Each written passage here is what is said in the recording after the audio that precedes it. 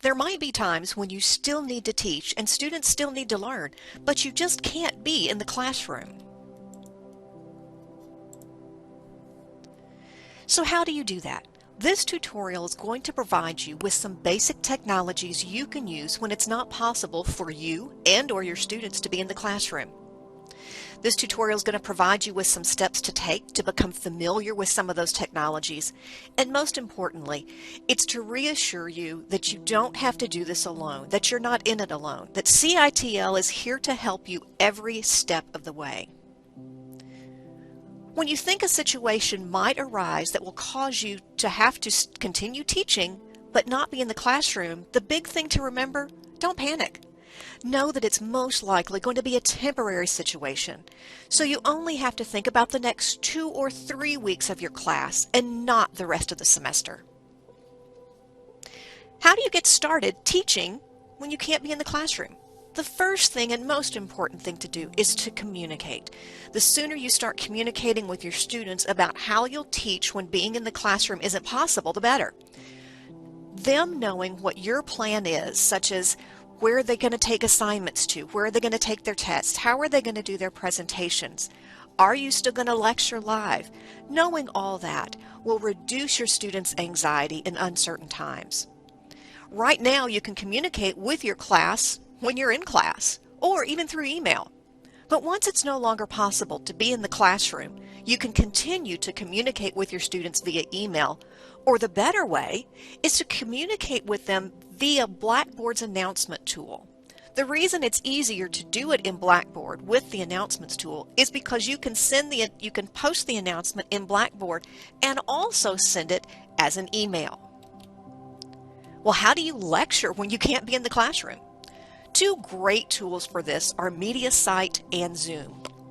MediaSite is a lecture capture system built right into Blackboard, and it's a great way to record a lecture for students to watch at their own time, a time that's convenient for them.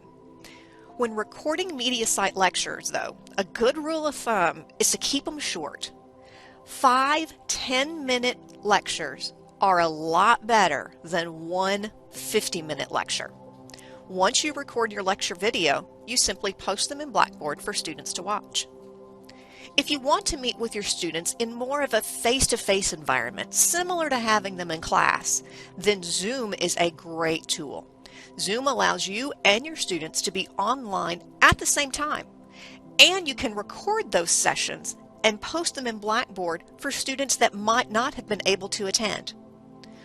All this being said about lectures, do keep in mind that internet access, mainly high-speed internet access, is important and a must-have when you use Zoom and MediaSite. This might mean that you can't do this from your home, or students can't do it from their home, but maybe they can go to a library. It's just something to keep in mind. Discussions are great in classrooms, but how do you do them when you can't be in the classroom? Blackboard's discussion forums are a great way to do that. You can post discussion prompts, you can post your questions, and students can answer them throughout the week. Or if you really like the feeling of doing it live, like you're in the classroom, you can discuss when you're doing your Zoom lectures.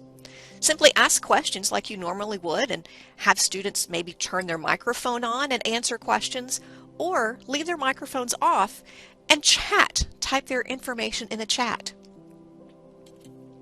What about assignments and paper-based quizzes and exams? Well, if students are used to coming into your classroom or your office and turning in their assignments, simply post that in Blackboard. Create an area for students to submit their assignments in Blackboard. And quizzes and tests are great to put into Blackboard, especially those that are multiple choice and true-false, because Blackboard can grade them, and then you don't have to. Saves you a little bit of time. One thing to think about related to tests and quizzes and also assignments that you post in Blackboard. Let's say that you only want your students to be able to take that exam during class time, but they can't be in class. Not a problem. Blackboard allows you to set up an open time and a closed time for tests, quizzes, exams, and also for assignments. This ensures that your students are taking it when you want them to take it.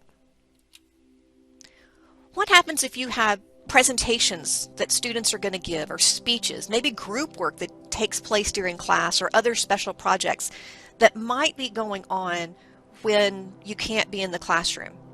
At this point, it's a combination of tools that are good to use, and the combination really depends on the assignment itself. So for the best information, contact CITL, ask us, and we'll help you craft the best tools and the best way to go about this when people can't be in the classroom. But at a high level, for PowerPoint presentations, if all students are going to do is submit the presentation to you, simply put that in Blackboard for them to submit that there. If they were going to stand up in front of the class and do a presentation, much like I'm doing a presentation here, or that you do a presentation, use MediaSite. They can use MediaSite just like you can for your lectures and just like I am for this tutorial. If students are supposed to get together as a group and do a presentation, the best tool to use is Blackboard Collaborate Ultra through the Groups tool in Blackboard. Now, if you're not familiar with Blackboard and teaching online, I know that's a lot of information, and again, that's where I highly recommend you, highly encourage you to reach out to CITL, and we will help you through that. We'll step you through the process so that it's easy for you and easy for your students. What about handouts and documents that you might give students in class? Again, Blackboard is a great place to post those. It's one place for students to go for all the information for your class. Looking at office hours or meeting with students one-on-one, or even with a group of students, Zoom is a great way to do that. Not only can you use Zoom to lecture, but you can use Zoom in a more personal setting so that you can meet with students, again, one-on-one or in a group. Well, this is a lot of great information, but where do you start? What's the first thing you should do? The first thing you should do is enable your Blackboard course site for each of the classes that you teach. Now, do be aware that in able to create your course sites in Blackboard, you must have completed the Blackboard New Instructor training. If you're not sure if you've completed that or not, contact the IT Help Desk at 270-745-7000, and they can look that information up for you.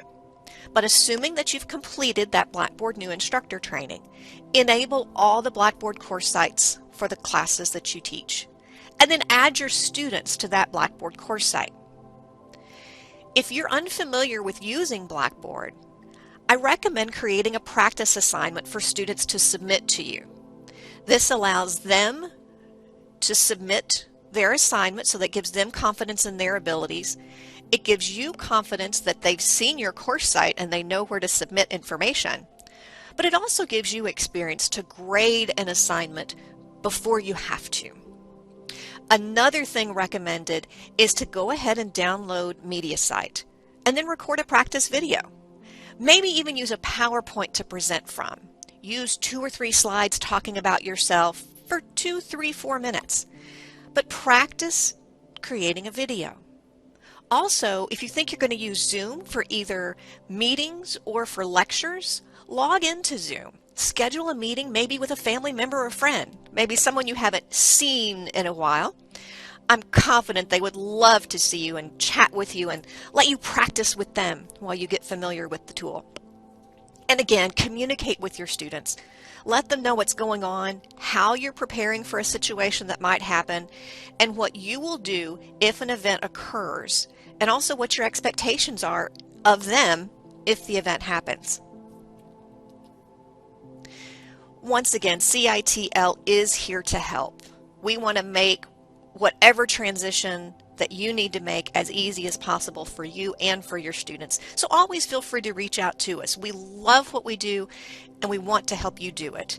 You can email us at citl@wku.edu. We have people checking that email address frequently, and we will get back to you as soon as possible.